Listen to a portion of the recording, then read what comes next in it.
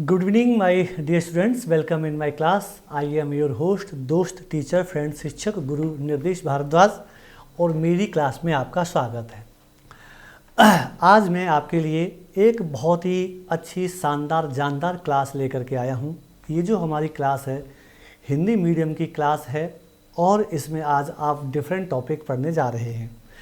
जैसा कि आप पिछली वाली वीडियो से देख चुके हैं कि हमने जो है 68 और 69 बीपीएससी के लिए जीएस मेंस की क्लासेस अपनी स्टार्ट कर दी हैं। चाहे अभी हमारा 68 का पीटी का रिजल्ट आया है या नहीं आया है, उससे हमें कोई दिक्कत नहीं है। तो ये जो कंप्लीट जो होल जीएस है ये आगे आने वाले 68, 69, 70 जो एग्ज़ाम्स होने वाले हैं उनके लिए है। मेरा नाम निर्देश भारद्वाज है। मैं हिस्ट्री का टीचर हूँ और मूवीशाला पर और दिल्ली में और मुखर्जी नगर में और करोल बाग में हिस्ट्री, जीएस, हिस्ट्री ऑप्शनल जो है पढ़ाते चले आ रहा हूँ। अगर इससे पहले हम अपने बैच के बारे में अगर हम जानकारी लेते हैं तो ये जो बैच हैं हमारे बिहार सिविल एकेडमी के ऊपर चल रहे हैं आपके लिए। बिहार सिविल एकेडमी के ऊपर हिंदी मीडियम में अलग और इंग्लिश मीडियम में जो है अलग है। 68 और 69 बीपीएससी को टारगेट करते हुए ये बैच आपके लिए तैयार किए गए हैं, ठीक है। और इसका नाम जो रखा है हर हर महादेव जो है बैच है। इस समय 3 बैच आपके सामने डेट वाइज जो है स्टार्ट हो चुके हैं। ये जो हमारा पहले ही प्रोग्राम हमने बता दिया है कि क्या क्या इसमें फीचर्स हैं और फीचर्स के अलावा कौन से हमारे पास आपके लिए टीचर्स हैं। तो हिस्ट्री के लिए ये आपको हम दिखाई दे रहे हैं, निर्देश भारद्वाज हैं। बाकी सुनील सर, सुशांत सर और अमन सर ये भी जो हैं। तो मेरे प्यारे बच्चों, आज हम अपने इस हिस्ट्री के सेक्शन में आपके लिए ले करके आए हैं आर्ट एंड कल्चर का एक बहुत ही मोस्ट इम्पोर्टेंट, जानदार और शानदार जो है टॉपिक जो है ले करके आए हैं। तो चलिए मेरे प्यारे दोस्तों, अपने इस बैच के टीचर्स और फीचर्स के साथ साथ हम जो है चलते हैं अपने बीपीएससी की ओर। और हमारा यह जो बीपीएससी का जो पोर्शन है ये जो है आर्ट एंड कल्चर को लेकर के है, ठीक है। तो हम जो है आपको आर्ट एंड कल्चर से संबंधित जानकारी जो है देने वाले हैं। तो ये रहा हमारा जो है मौर्य आर्ट एंड कल्चर। सबसे पहले हमें ये देखना है कि बिहार के परिप्रेक्ष्य में कौन कौन से आर्ट एंड कल्चर के टॉपिक आते हैं। एक बार मैं आपको इससे संबंधित जो है सिलेबस जो है आपको बता देता हूँ। अगर हम हिस्ट्री के सिलेबस की बात करते हैं तो हमारा जो हिस्ट्री का जो सिलेबस है वो 2 से 3 पार्ट्स में जो है बटा हुआ है। एक है हमारा मॉडर्न हिस्ट्री, ठीक है, और एक है हमारा इस मॉडर्न हिस्ट्री का बिहार के लिए आर्ट एंड कल्चर, और तीसरा पार्ट है हमारा बिहार स्पेशल। लेकिन यहाँ पर जो बिहार स्पेशल है वो पीटी की तरह बिहार स्पेशल नहीं है। ये जो बिहार स्पेशल है आपको आर्ट एंड कल्चर में नज़र आएगा और आपको जो है हिस्ट्री में नज़र आएगा। अगर हम अपने हिस्ट्री की बात करते हैं, हिस्ट्री में कौन कौन से टॉपिक हैं, तो एक तो जो है आपको यहाँ पे टॉपिक पढ़ने को मिलते हैं जो कि 1857 से लेकर के और 1947 तक या 50 तक आपको पढ़ने हैं। सेकंड पार्ट में कुछ पर्सनैलिटीज़, कुछ थिंकर्स, कुछ फिलोसफर्स जो है आपको जो है पढ़ने हैं। जैसे इसमें हैं महात्मा गांधी जी, रविंद्रनाथ टैगोर, सुभाष चंद्र बोस, पंडित जवाहरलाल नेहरू, जो हमारे सिलेबस में मेंशन है या हिस्ट्री में हमें पढ़ने होते हैं। उनका भारत के लिए और हमारे बिहार के लिए क्या कंट्रीब्यूशन या योगदान है ये आपको जो है पढ़ना है। आज की हमारी जो क्लास है वो आर्ट एंड कल्चर पर लेकर के है, जिसको हिंदी में कहेंगे कला एवं संस्कृति। तो ये जो हमारी जो क्लास है, ये जो क्लास है ये जो है टोटल जो है कला और संस्कृति को लेकर के है। अगर हम इस बिहार के लिए कला एवं संस्कृति या आर्ट एंड कल्चर की अगर हम बात करते हैं, कौन कौन से टॉपिक जो है आते हैं मेरे प्यारे दोस्तों, तो हमारे बिहार के लिए कम से कम 4 प्रकार के टॉपिक जो है आते हैं। पहला टॉपिक है मौर्य आर्ट, दूसरा टॉपिक है पाला आर्ट, ठीक है। तीसरा टॉपिक है पटना कलम आर्ट और चौथा है मधुबनी आर्ट, ठीक है। ये 4 जो है मेजर हैं जहाँ से क्वेश्चन आते हैं। अगर हम पिछले 10 साल, 15 साल, 20 साल के क्वेश्चंस को अगर हम देखते हैं तो हमारे जो क्वेश्चन हैं वो इन्हीं तीनों में से ज़्यादातर जो है आए हुए हैं। और अगर हम इनका और बाइफर्फिकेशन करें और स्पेशलाइजेशन करें और जो है करें तो ये जो दोनों आर्ट हैं ये हमारे भारत के इतिहास के एंशिएंट हिस्ट्री से आए हुए हैं और ये जो दोनों आर्ट हैं ये हमारे भारत में अंग्रेज़ों के ज़माने में मॉडर्न हिस्ट्री के माने जाते हैं, ठीक है। ये जो है मॉडर्न हिस्ट्री के जो है माने जाते हैं, 2 पार्ट्स में जो है हैं। तो हमें जो बिहार के लिए जो आर्ट एंड कल्चर जो पढ़ना है उसमें 2 हमारे एंशिएंट हिस्ट्री के हैं, 2 जो है मॉडर्न हिस्ट्री या यूरोपियन कंपनी के ज़माने के हैं जो डेवलप होते हैं। क्यों डेवलप होते हैं इसका एक छोटा सा एग्जाम्पल दे देते हैं। जैसे ही हमारे ये बीच में जहाँ पे मध्यकालीन इतिहास है, मुग़ल डायनेस्टी का डिक्लाइन होता है और मुग़ल डायनेस्टी के आसपास जो कलाकार रह रहे थे अब उनको शरण नहीं मिल पाती है, तब ये कलाकार भारत के अन्य राज्यों में, छोटे छोटे राज्यों में चले जाते हैं। उन्हीं में से कुछ कलाकार अंग्रेज़ों के ज़माने में पटना में और मधुबनी में आकर के जो है बसने लग जाते हैं। तो प्रॉपर जो पटना में जो है कलाकार बसते हैं उनके द्वारा जो कला का विकास होता है उसे जो है हम इस नाम से जानते हैं, ठीक है। तो चलिए आइए हम जो है 1 बाय 1, क्योंकि हमारे इतिहास की जो शुरुआत जो होती है वो मौर्य आर्ट से होती है। हमारे इतिहास की जो शुरुआत जो होती है वो मौर्य कला से होती है, मौर्य काल से होती है, प्राचीन इतिहास का टॉपिक है। तो फिर हम भी अपनी कला को यहीं से स्टार्ट करते हैं। तो आइए कुछ जो है मौर्य आर्ट से संबंधित जो है आपके सामने चीज़ें जो है हमने लगाई हुई हैं, इनको जो है हम जो है आपको। लेकिन मेरे प्यारे बच्चों, जैसा कि आप जानते हैं कोई भी टॉपिक अगर हमें पढ़ना है तो सबसे पहले हमें उसका सिलेबस और उसके क्वेश्चंस जो है देखना जो है बहुत ज़रूरी होता है। तो सबसे पहले हम आज आपको हमारा जो बिहार है उससे जो है 38 बीपीएससी से लेकर के और 67 तक इतना जो है क्वेश्चन आया हुआ है। पहले हम आपको ये देखते हैं और दिखा देते हैं कि कौन कौन से क्वेश्चन जो है कहाँ से कैसे आए हुए हैं। तो आपके सामने कुछ क्वेश्चन लिखे हुए हैं, इसमें आपको केवल फोकस करना है मौर्य कला के ऊपर, क्योंकि आज हमारा जो क्वेश्चन है वो मौर्य कला से संबंधित है, मौर्य कला से ही संबंधित है। 1 बाय 1 करते हुए पढ़ेंगे। तो देखिए एक 38 से स्टार्ट करते हैं, ये 40 का है, बीपीएससी 40 का क्वेश्चन है। मौर्यकालीन मूर्ति कला के बारे में बताओ। तो मौर्य काल में हमें मूर्ति कला के बारे में जानना है। फिर जो है एक है यहाँ पर मौर्य काल की प्रमुख विशेषताएं बताओ और इसका कुछ जो है आलोचनात्मक परीक्षण करें, ठीक है। तीसरा जो क्वेश्चन है मौर्य काल का वो आपके सामने यहाँ है, मौर्य कला की स्थापत्य कला की प्रमुख विशेषताएं जो है बताई जाएं क्या है, ठीक है। अगला हमारा जो टॉपिक है मौर्य काल की प्रमुख विशेषताएं बताएं, ठीक है। फिर अगला क्वेश्चन है मौर्य कला पर प्रकाश डालिए, बिहार में इसका क्या प्रभाव जो है पड़ता है। फिर मौर्य कला के बारे में अगर हम आगे देखते हैं तो मौर्य काल के भवन निर्माण की विशेषताओं के बारे में बात करें, ठीक है। फिर अगर हम आगे बात करते हैं तो मौर्य कला की प्रमुख विशेषताएं बताएं। बहुत सिंपल से क्वेश्चन है, ठीक है। फिर हम बात कर तो ये जो है आपके सामने 18 क्वेश्चन हैं, क्योंकि बीपीएससी में कई बार बीच में ऐसा हुआ कि 3-3, 4-4 साल के बीपीएससी एक साथ हुए। तो 38 से लेकर के 68 तक कितने साल हो गए हमारे, 38 से लेकर के 68 तक हमारे लगभग जो है 30 साल हो गए। और 30 साल में से कई साल ऐसे हुए, 29 होंगे क्योंकि 67 जो है अभी हुआ है, ठीक है। तो 29 साल में से कई साल ऐसे हुए हैं जहाँ पे 3-3, 4-4 साल का बीपीएससी एक बार हुआ है। तो क्वेश्चन हर साल आता है, इसीलिए हमारे पास टोटल 18 क्वेश्चन हैं। ये जो है ये 67 का क्वेश्चन है जो हो चुका है आपके बीपीएससी में मौर्यकालीन कला की प्रमुख विशेषताओं का वर्णन जो है करें। अब यह जो क्वेश्चन आपने देखे मौर्य काल के, कैसे क्वेश्चन रहे, मौर्य कला क्या होती है ये हमें जानना है।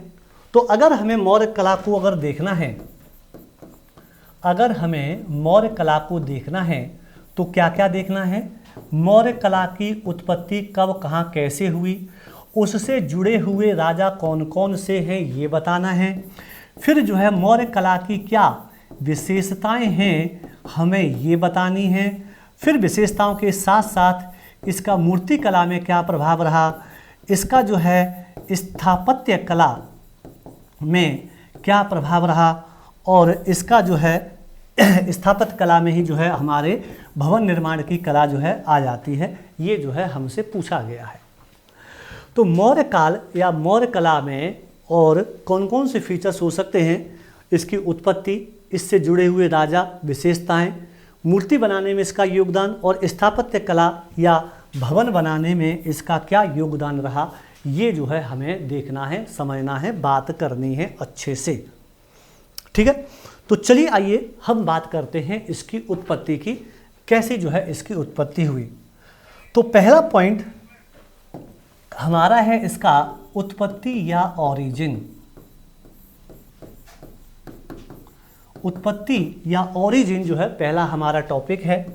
इस ओरिजिन या उत्पत्ति में हम ये देखते हैं कि इस मौर्य कला की उत्पत्ति कब कहाँ कैसे हुई। तो इस मौर्य कला की उत्पत्ति हमारा एक टॉपिक है इतिहास में जिसका नाम है मौर्य वंश। इसका जो समय है 322 या 3 BC से लेकर के 185 BC तक है। इस मौर्य वंश के दौरान जो है इस कला की जो है उत्पत्ति हमारे भारत के इतिहास में जो है होती है या पाई जाती है।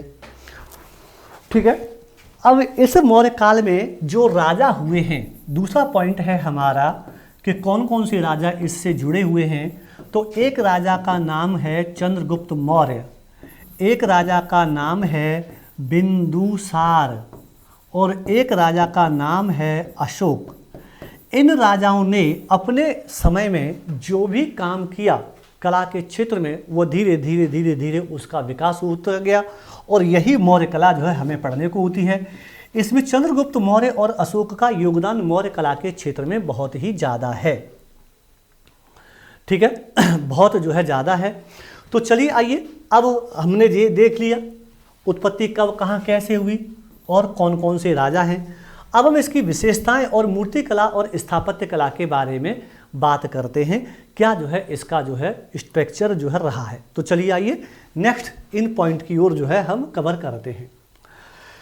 ये हमारा जो है बिहार है, आपका बिहार है जो आपको दिखाई दे रहा है। ठीक है, ये तो जो है क्वेश्चंस हैं इंग्लिश में। क्वेश्चन के बाद में मौर्य कला पर जो है आ जाते हैं। तो सबसे पहले मैं आपको कुछ फोटोज के द्वारा ये दिखाने की कोशिश करता हूँ कि किस प्रकार का स्ट्रक्चर इस मौर्य कला में डेवलप हुआ।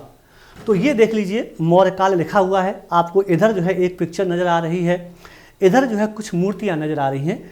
इन मूर्तियों को यक्ष और यक्षिणी की मूर्तियाँ कहा जाता है।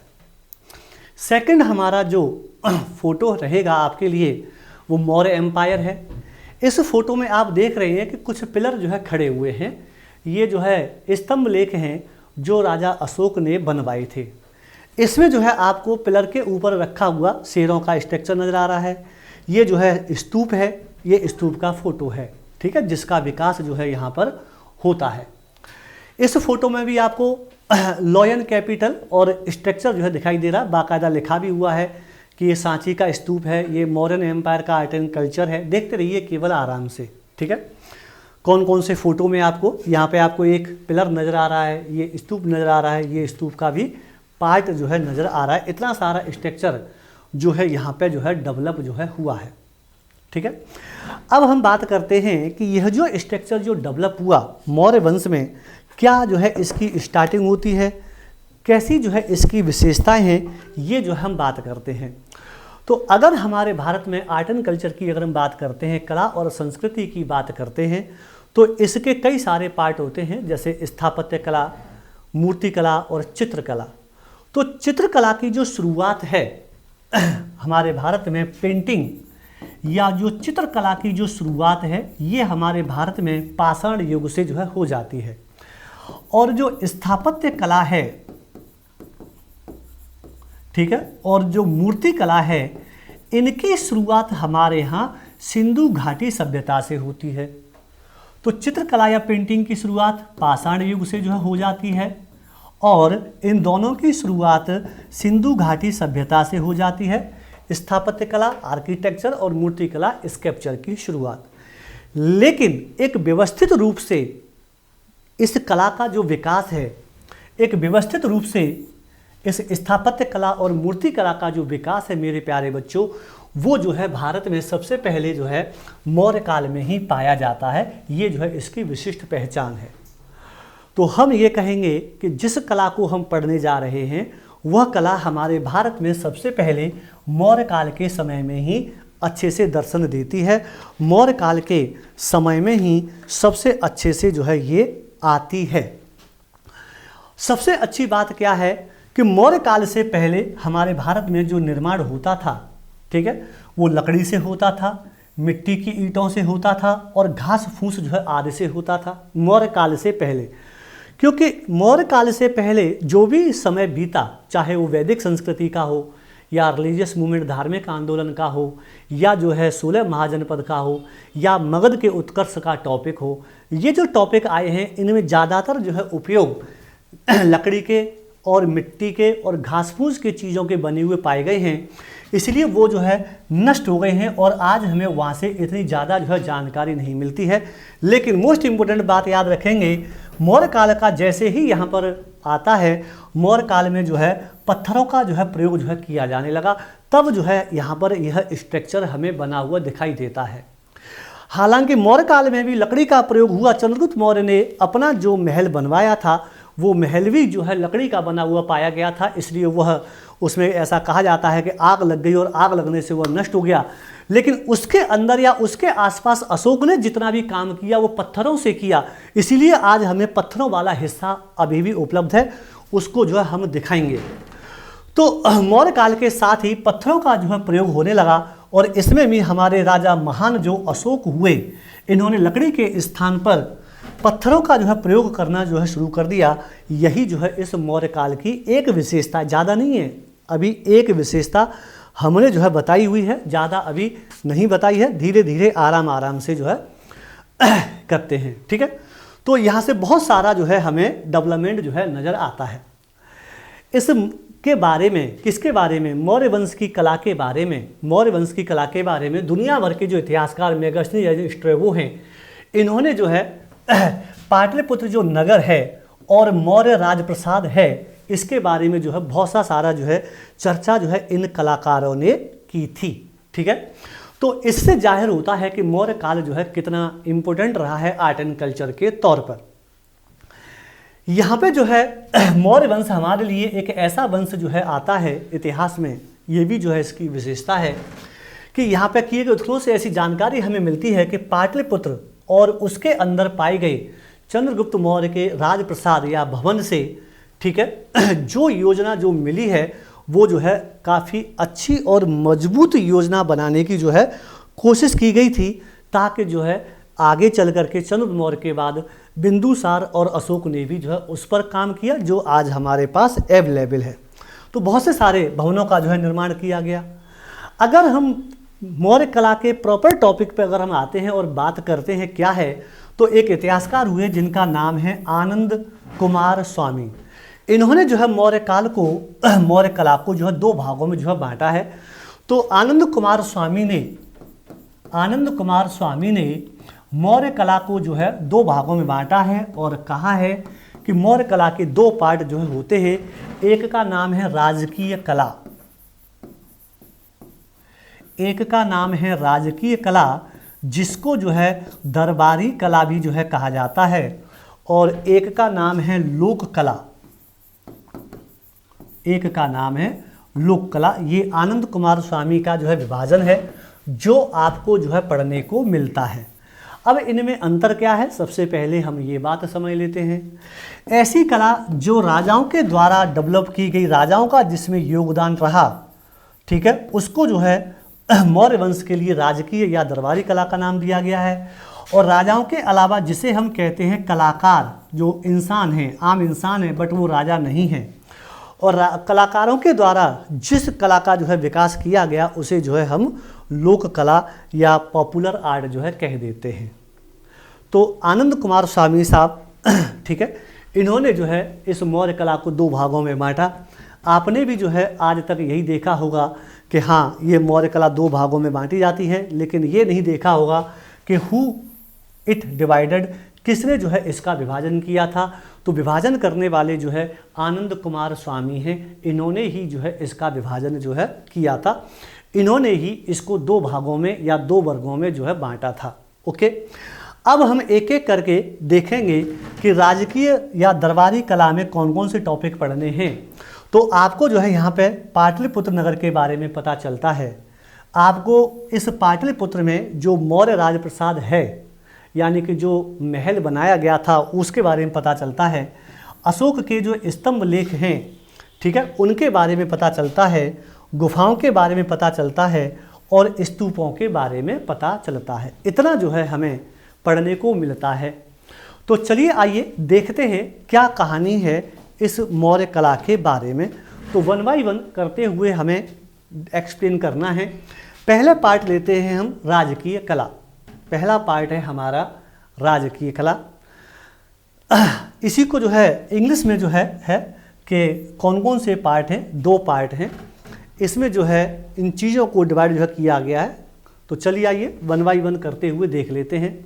इसी को जो है आपके लिए, क्योंकि हिंदी मीडियम का बैच है, तो मौर्य कला को दो पार्ट, दरबारी कला या दरबारी पहल, लोकप्रिय कला या व्यक्तिगत पहल है। ठीक है, इसमें महल, स्तंभ और स्तूप आ जाते हैं, गुफाएं, मृदभांड और मूर्तियां जो है आ जाती हैं। इसमें देखिए व्यक्तिगत पहल लिखा हुआ है, यानी कि कलाकारों के द्वारा अपने व्यक्तिगत पर्पज से जो कला डेवलप की गई थी उसे इस नाम से जो है जाना जाता है। आइए अब हम बात करते हैं मौर्य काल की दरबारी कला के बारे में जो है बात करते हैं, जो राजाओं ने जो है डेवलप की। ये देखिए आपके सामने यहाँ पे कुछ लिखा हुआ है, पटना का कुम्हार पार्क। तो ये जो है पटना का एक कुम्हार पार्क है, जो आज भी जो है यहाँ पे जीवित है। यही कुम्हार पार्क है जहाँ पे मौर्य वंश के राजाओं ने पटना में अपना जो है एक महल बनवाया था, जिसे राजप्रसाद या राजमहल जो है कहा जाता है। ठीक है, तो पहले जो है हम आपको इससे संबंधित कुछ फ़ोटो दिखा देते हैं, ताकि आपको जब हम पढ़ाएं तो आपको पता चले कि अच्छा ये होती है मौर्य कला। ठीक है, तो पहले आइए कुछ एक दो फोटो और दिखा देते हैं, ताकि जो है आपको ये जो है हमारा जो राजमहल है, पटना का जो राजप्रसाद है, उसके खंडर जो है बचे हुए हैं, जहाँ पर चंद्रगुप्त मौर्य ने लकड़ी का प्रयोग किया था। वो लकड़ियाँ जल गई हैं या खाक हो गई हैं या गल गई हैं, इस वजह से वह जो है नहीं ऊपर दिखाई दे रही है। और अशोक ने जहाँ पर इसमें जिस पत्थरों का जो है प्रयोग किया, वो चीज़ें आपके सामने जो है ये अवेलेबल हैं। ठीक है, तो इस चंद्रगुप्त मौर्य के राजप्रसाद में, महल में पत्थरों की जो कारीगरी है वो आपको आज भी जो है अच्छे से बढ़िया से दिखाई दे रही है। ठीक है, ये पत्थरों का बनाया हुआ, ईंटों का और पत्थरों का प्रयोग अशोक ने करना स्टार्ट किया था मौर्य वंश में। इसका मतलब ये है, जो एक विशेषता मैंने आपको बताई थी कि मौर्य वंश से पहले हमारे यहाँ लकड़ी फूंस के, इस प्रकार के घास फूंस के जो है ये कला होती थी। तो चंद्रगुप्त मौर्य के समय में भी उसी प्रकार की चीज़ों का जो है प्रयोग किया गया। कहा जाता है कि आग लग गई और ये नष्ट हो गया, तो अशोक का जो स्ट्रक्चर है पत्थरों वाला, वो जो है बचा हुआ है। ठीक है, कुम्हार का 80 खम्भों वाला मौर्यकालीन हॉल है, जो आपको इस प्रकार के टूटे फूटे खंडरों के रूप में जो है दिखाई दे रहा है। आप इसको बड़े अच्छे से समझ लेंगे। ये कुछ स्ट्रक्चर जो मैंने आपको दिखाया, बताया, ये जो है दरबारी कला का जो है। तो क्या लिखा हुआ है, पाटलिपुत्र नगर और मौर्य राजप्रसाद। तो ये पाटलिपुत्र नगर में जो मौर्य राजप्रसाद है, हम उसकी बात करते हैं। अब अगर हमें इस चीज़ को एक्सप्लेन करना है, स्थापत्य कला को, तो आपको पता है कि पहले हम नगर की बात करेंगे या कला की बात करेंगे। पहले नगर आएगा, फिर उसके अंदर महल बनेगा। तो इसमें जो है दरबारी कला में दो चीज़ें हैं, राजकीय या दरबारी कला में। पहला जो हमें पॉइंट जो पढ़ना है इस दरबारी कला में, वो देखिए पहले क्या है, वो है पाटलिपुत्र नगर और उसके बाद में है मौर्य राजप्रसाद। तो चलिए आइए हम पहली बात करते हैं राजकीय कला। राजकीय कला जिसका दूसरा नाम है दरबारी कला, जिसका दूसरा नाम है दरबारी कला।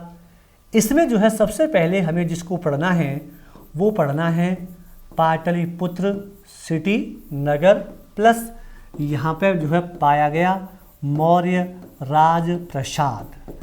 राजप्रसाद का मतलब होता है महल और मौर्य का मतलब है कि वह मौर्य वंश से जो है संबंधित है। तो पहले जो है हम पटना के बारे में बात करेंगे। ठीक है, पटना की जानकारी या पाटलिपुत्र की जानकारी कुछ इस प्रकार से है। इसकी शुरुआत कहाँ से होती है कि हमारे भारत में एक वंश आता है जिसका नाम होता है हर्यक वंश। ठीक है, और हर्यक वंश के कुछ राजाओं के नाम आप जानते हैं, जिसमें एक नाम है बिंबिसार, फिर अजातशत्रु, फिर जो है एक राजा आता है उदयन। इस उदयन नामक राजा ने ठीक है गंगा और सोन नदी के किनारे, गंगा और सोन नदी के किनारे इस उदयन नामक राजा ने गंगा और सोन नदी के किनारे एक शहर बसाया जिसका नाम जो है पाटलिपुत्र रखा गया था। तो बात जो हो रही है वो इसी पाटलिपुत्र की जो है बात हो रही है। तो गंगा और सोन नदी के किनारे पाटलिपुत्र नामक शहर की स्थापना हर्यक वंश के राजा उदयन ने की थी। ठीक है, बाद में जो है एक राजा आता है जिसका नाम होता है शेषासुरी। इसके बारे में कहा जाता है कि इसने इस शहर का नाम पटना जो है रख दिया था।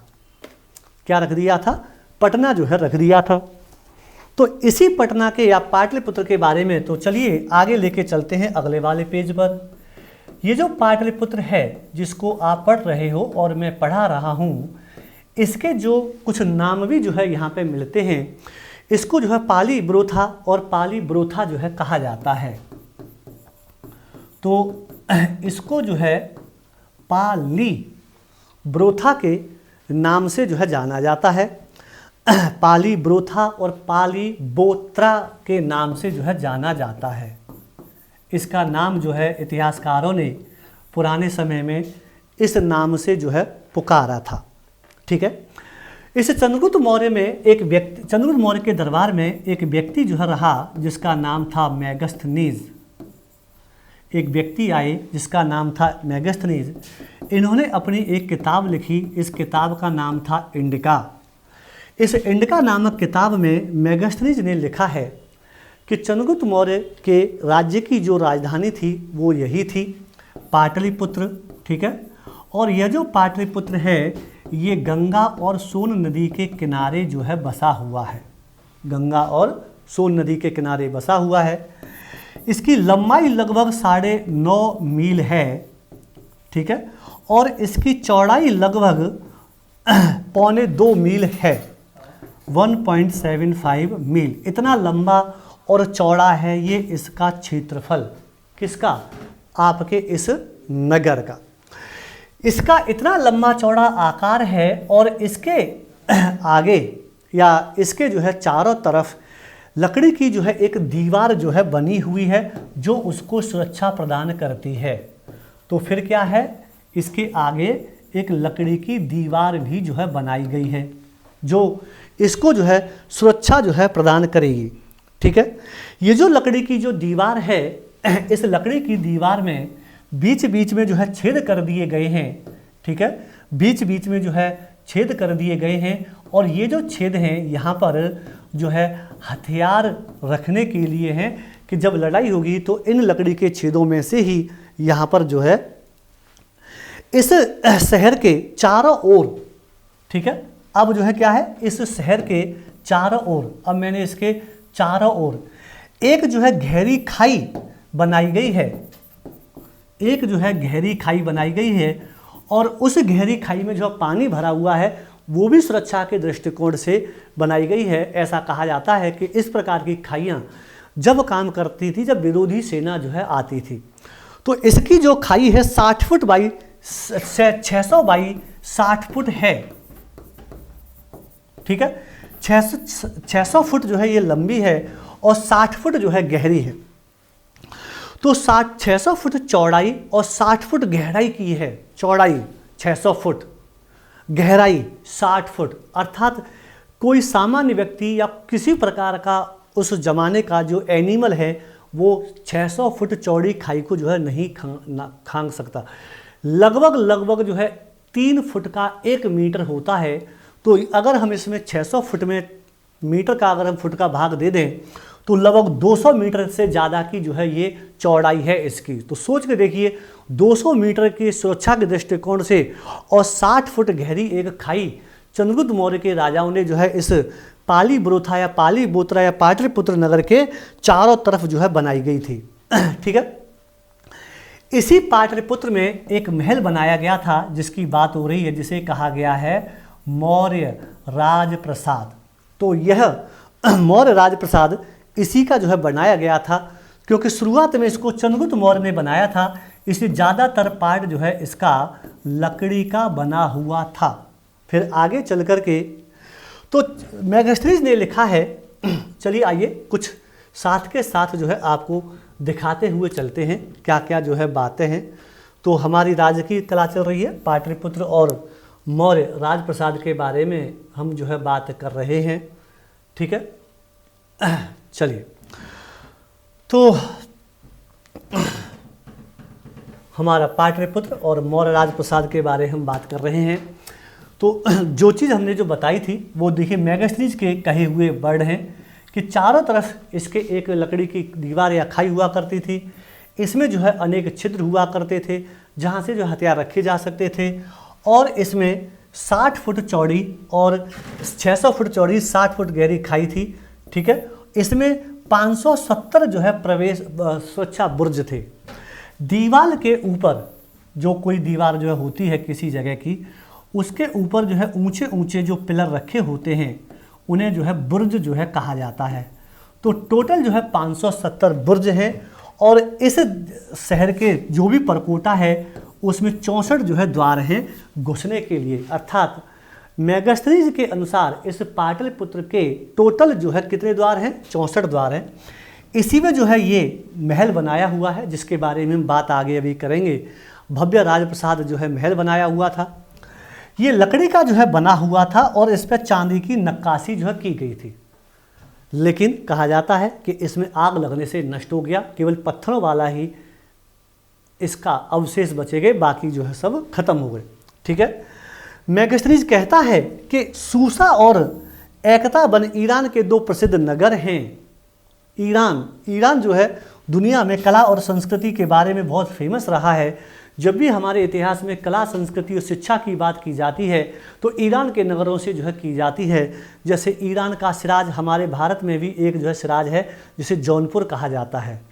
तो इंडिया का जौनपुर इंडिया का सिराज किसे कहा जाता है? जौनपुर को कहा जाता है। तो मेगास्थनीज साहब कह रहे हैं कि ईरान के सूसा और एक बतन नामक जो प्रसिद्ध नगर हैं ये उनसे भी बेहतरीन जो है नज़र आता है, ऐसा जो है इन्होंने जो है कहा है। ठीक है। अगर हम आधुनिक पटना की जो है बात करते हैं तो इसके बुलंदी बाग और कुम्हार नामक स्थानों से जो खुदाई की गई है। ठीक है। तो खुदाई करने वालों में जो है डीपी स्पूनर साहब जो है एक कलाकार हुए जिन्होंने जो है इसकी खुदाई करी है। ठीक है। यहाँ से जो है बड़े बहुत सारे प्रकार के अवशेष मिले हैं, लेकिन इन्होंने ही कहा है कि शायद जो है आग लगने से यह महल जो है नष्ट हो गया होगा, क्योंकि परकोटे से लकड़ी के कुछ स्तंभ जो है प्राप्त हुए हैं। तो आसपास के लकड़ी के कुछ स्तंभ जो है मिले हुए हैं। ठीक है। तो वहाँ से जो है ये कुछ जगह प्राप्त हुआ है। तो कहा गया है कि ये जो है अशोक ने इसी के अंदर जो है राजप्रसाद का विस्तार कराया। कुम्हार में 80 खम्भों वाला जो है एक महल जो है बनवा दिया था। तो इस पाटलिपुत्र के चंद्रगुप्त मौर्य के महल में अशोक ने 80 पिलरों वाला एक हॉल जो है बनवा दिया, जो हॉल के अवशेष जो है आज हमारे पास अभी बचे हुए हैं। ठीक है। इस महल के बारे में एक इतिहासकार हुए हैं जिनका नाम है फाहियान, जो हमारे यहाँ आते हैं। ठीक है। उन्होंने कहा है, क्या कहा है इसके बारे में कि इन्हें देवताओं ने बनवाया होगा, मनुष्यों ने नहीं। इतना सुंदर महल बनाया गया है यह। ठीक है। फिर वेन्सांग ने भी कहा है कि यह बहुत ही सुंदर जो है महल है, ठीक है। ये जो स्ट्रक्चर जो हमने देखा है ये अभी मौर्य काल की अभी स्टार्टिंग है, बिल्कुल शुरुआत है। कोई अभी इसकी थोड़ी सी विशेषताएं हमने बताई, पाटलिपुत्र के बारे में बताया और इसके महल के बारे में बताया। अभी अशोक के स्तंभ बाकी हैं, फिर लोक कला बाकी है, तब जा कर के हम जो है इसकी विशेषताओं की बात अगली वाली क्लास में करेंगे। तो आज की क्लास को मेरे प्यारे बच्चों आज हम यहीं विराम लेंगे। फिर एक बार सूचना दे देते हैं आपको कि यह आगे आने वाले जो मेंस के जो एग्ज़ाम है 68 और 69 उसके लिए यह जीएस का मेंस का बैच है। पीटी का रिजल्ट आपका बहुत जल्दी ही आने वाला है, तुरंत अपनी जो है तैयारी में जुट जाइए। समय आपको कम मिलेगा, इसलिए कुछ बच्चे बहुत अच्छा पढ़ने के बावजूद भी मेंस में रह जाते हैं क्योंकि वह समय से इसका उपयोग नहीं करते हैं। अगर आपने 68 का जो पीटी दिया हुआ है पास होंगे, अगर नहीं होंगे तो आगे देंगे तब काम आएगा, लेकिन तैयारी आपको करनी ही है। तो इन्हीं शुभकामनाओं के साथ मौर्य काल की कला को हम आगे कंटिन्यू फिर करेंगे। चलते हैं, तब तक के लिए टाटा बाय बाय, टेक केयर, धन्यवाद।